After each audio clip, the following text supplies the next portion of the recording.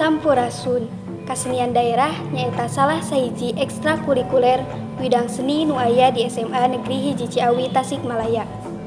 Sekar arumpurnama atanapi sarumpun nyaeta ngaran sanggar ekstrakurikuler kasenian daerah.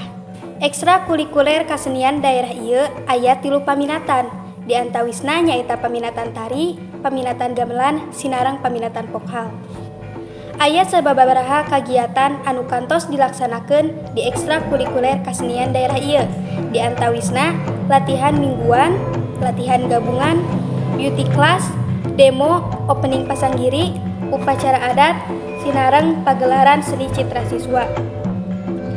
Ekstrakurikuler kasenian daerah ieu henteu dihususkeun kanggo istri hungkul, tapi kanggo pameget oge, supados urang tiasa sasarengan ngamumule tur ngarasa mibanda kana kasenian daerah ti danget ayeuna.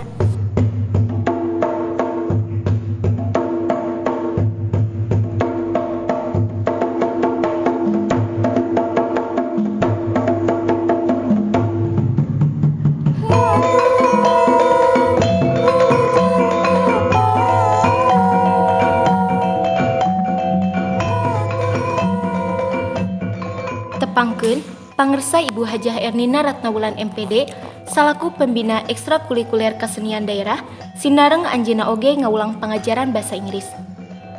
Ibu Ernina sosok anu tandes, someah, handap asor, henteu adigung, sinareng profesional. Salajengna tepangkeun pangersa Bapak Ridwan Sidik SPD salaku pembina ekstrakurikuler kasenian daerah sinareng anjeunna oge ngaulang pangajaran basa Sunda.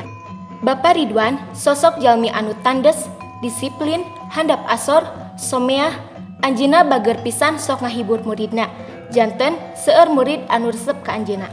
Tepangkeun pangersa Rani Wulandari salaku pupuhu ekstrakurikuler kasenian daerah anjeunna ti kelas 12 IPA 3. Salajengna tepangkeun pangersa Rani Mursini Arisman salaku wakil pupuhu ekstrakurikuler kasenian daerah anjeunna oge sami ti kelas 12 IPA 3.